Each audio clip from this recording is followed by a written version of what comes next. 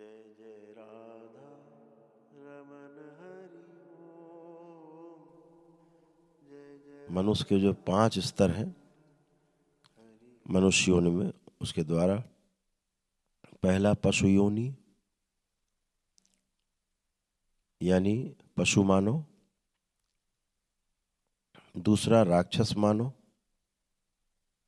इन दो से जब प्रकृति में तमाम शिक्षा और संस्कार से जब व्यक्ति संस्कारवान होता है तब वह मानव कहलाता है।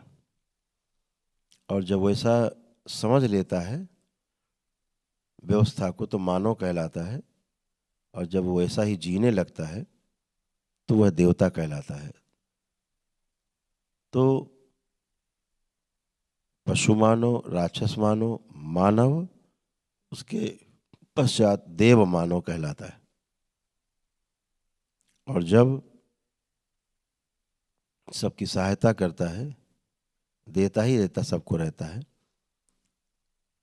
बदले में आप उसकी जय जयकार करते हैं, प्रशंसा करते हैं, सम्मान देते हैं, इतना ही चाहिए उसको,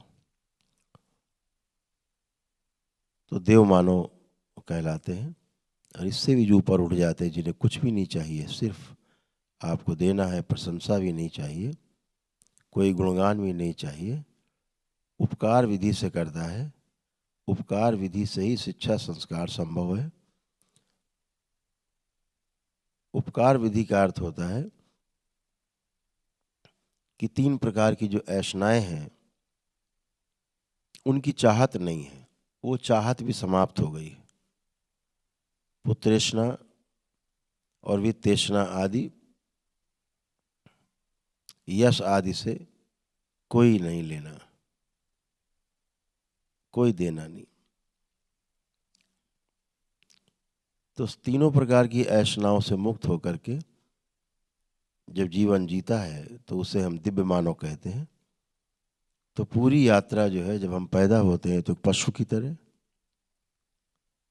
एक राक्षस की तरह, संस्कारवान होते हैं तो मानव की तरह, वैसा जी पाते हैं तो देवताओं की तरह। और हर प्रकार से जैसा हम जी रहे हैं दूसरों को भी जीने में मदद करते हैं, तो फिर हम दिव्य मानव कहलाते हैं। यही यात्रा का पथ है। और इस पथ से गुजर के ही 84 लाख योनियों के जन्म मरण के बंधन से मुक्ति संभव है। इसके अलावा कोई दूसरा रास्ता है नहीं। विधि तमाम हो सकती हैं, लेकिन लक्ष्य एक ही है। लक्ष्य है स्वयं को जानना। स्वयं को जानने का अर्थ है पूरी सृष्टि को, पूरे ब्रह्मांड को जान लेना, समझ लेना, और समझ करके वैसा जीना।